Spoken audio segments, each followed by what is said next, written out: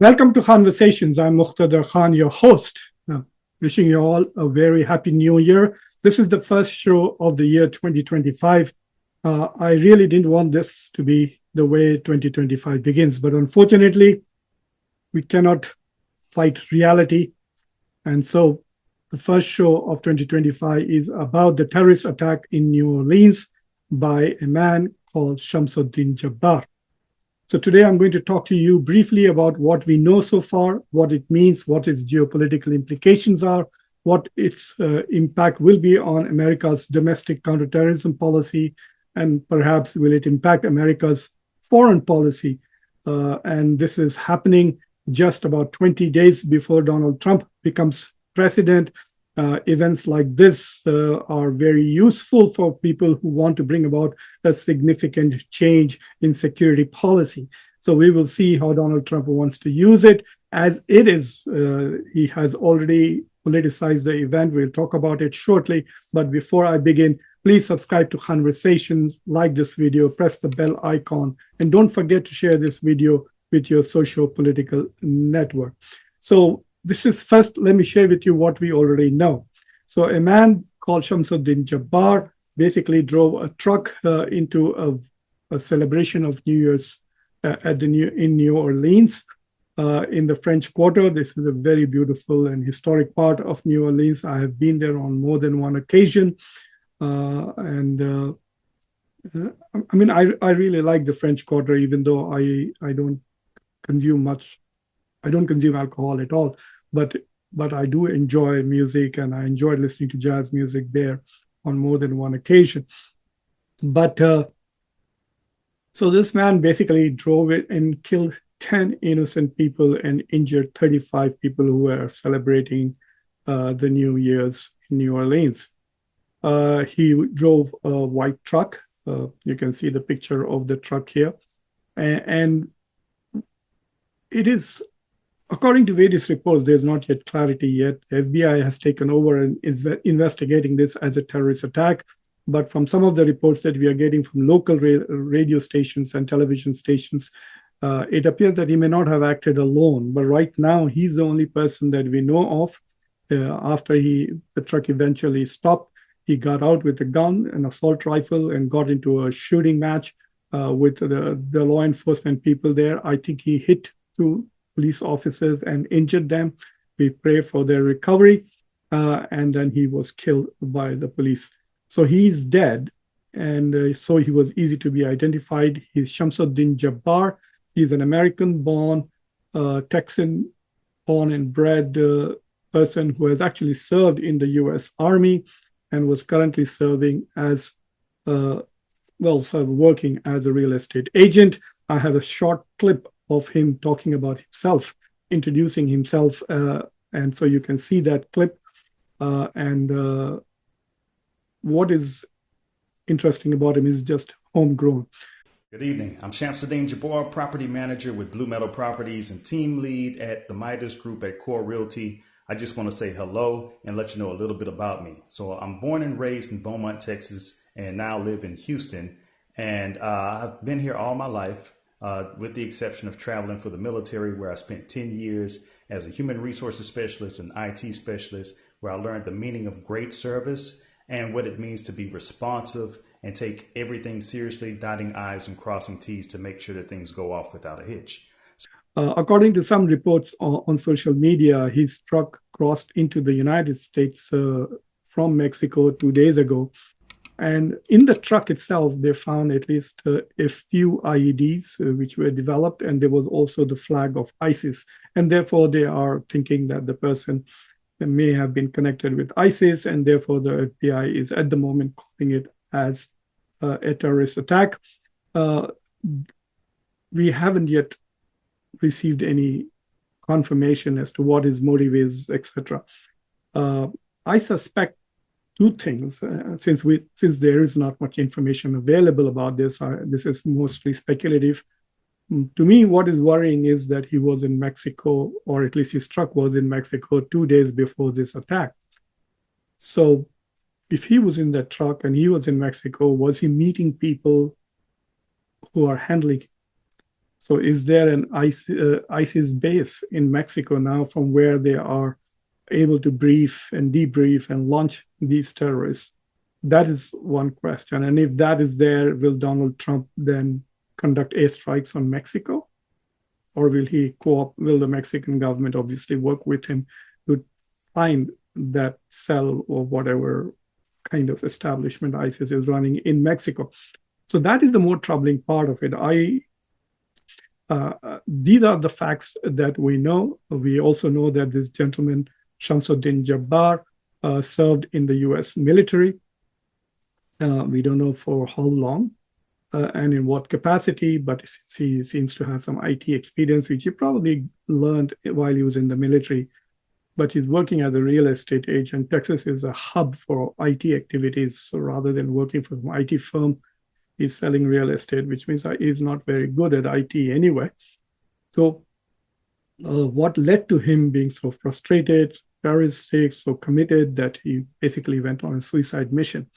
And was he alone, or was he acting in concert with others? Does he actually have a team in Texas? So these are some strategic questions that need to be asked.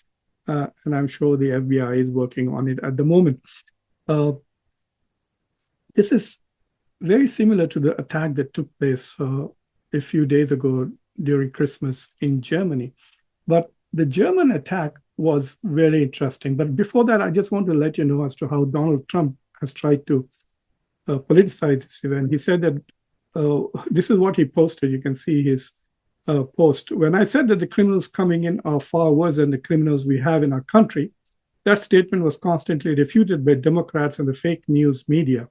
But it turned out to be true. The crime rate in our country is at a level that nobody has ever seen before. Our hearts are with all of the innocent victims and their loved ones, including the brave officers of the New Orleans Police Department. The Trump administration will fully support the city of New Orleans as they investigate and recover from this act of pure evil. It is very interesting. I mean, he's trying to exploit this and ramp up immigrant sentiment. But the terrorist is clearly not an immigrant at all. He's an American, as American as Donald Trump, perhaps, or even more, because I think Donald Trump is of German origin. I don't think he's more than 3 or 4 generations into America. But he's clearly politicizing it and trying to drive the anger against this towards illegal immigration to suit his political purposes. But curious that he didn't use the word terrorism in this. And it's also curious. That's because we really don't have much information, except the fact that as soon as the man was killed, he was clearly identified very early on. So anyway, this is what is happening. A lot of people are already trying to politicize the issue and using the event to advocate and defend their favorite policy, especially with regards to immigration or security.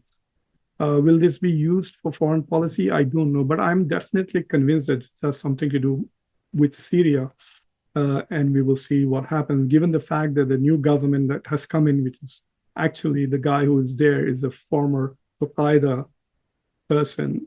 So the United States and Israel are currently supporting an Al-Qaeda guy who has taken over Syria. This could be an ISIS person. So this is the challenge to Syria. The question, from what I can deduce from the video, I'm not very sure that this would be an Iranian connection.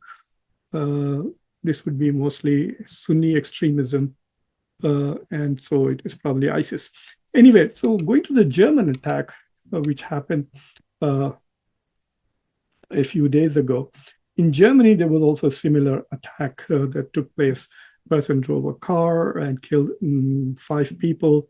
One of them was a 9-year-old child, which has also generated a lot of anti-immigrant sentiment. The perpetrator there is Talib, who's actually an ex-Muslim, a Saudi, and this ex-Muslim who in 2006 migrated to Germany, abandoned Islam, became an atheist, and spent most of his time basically advocating that the German government become very strict with Islamists and attack Islamists. And his criticism of Germany was that it was soft on Islamism. And this anti-Muslim extremist Saudis, apparently the Saudis warned the Germans repeatedly about him more than once, and that he's going to be troublesome. They even tried to get him extradited, but the Germans continued to keep him in the country. And he was quite useful in the sense he helped a lot of Saudi refugees. He was a doctor, he was a psychologist, I think he practiced medicine. He's practiced medicine for about 25 years and he was over 50 years old, and then he just snapped. And it's not very clear what his exact motivations were, but apparently he was very unhappy with the way Saudi immigrants were being treated.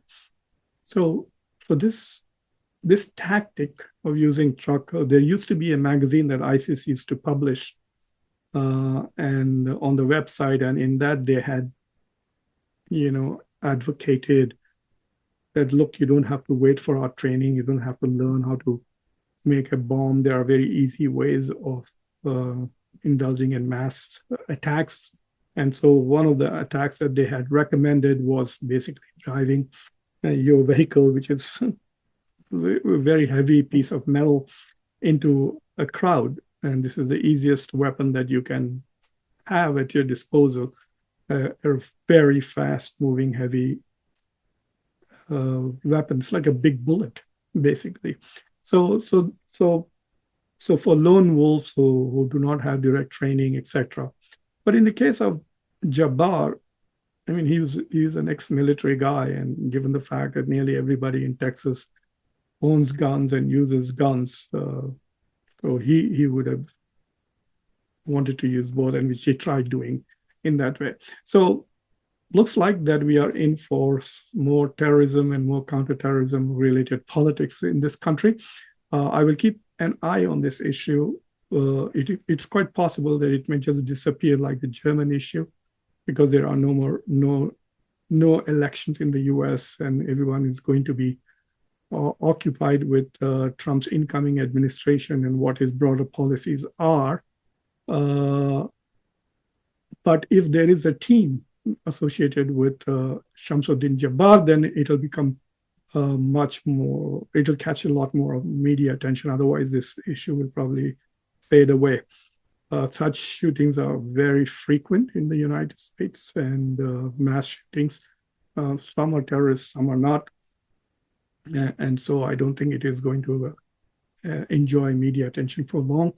Will it have an impact on the FBI? Yes, I think that when the Democrats were in charge, there was an attempt to refocus FBI's attention on right-wing extremism in the United States. And I think that once Trump's people come in, people like Kash Patel, this will be a good excuse for them to redirect FBI's attention away from right-wing extremism and to refocus Islamic extremism. So I think that is the policy implication that I see coming out of this event, whether it fizzles away or it becomes something more than it already is. But I am personally very curious to know what he was doing in Mexico, and I will try to continue to dig on that particular aspect of it, because there are lots of talk about what's happening in Mexico. There are rumors that Hezbollah had tunnels from Mexico into the United States, and we've been hearing this for years without ever having seen any direct connection to internationally connected domestic terrorism in the United States. So anyway, I hope you found these short conversations informative, at least, and a bit more analytical than the mainstream media that is covering it at the moment. But anyway, so please share this video with your social political network, subscribe to the channel, like this video. And when you subscribe, don't forget to press the bell icon. And of course, please leave your comments and suggestions. Sometimes people leave a lot of useful suggestions. Please leave your comments, and also wishing you all again a happy, prosperous, and peaceful new year. Until next time, I'm your host, Muqtedar Khan. Take care.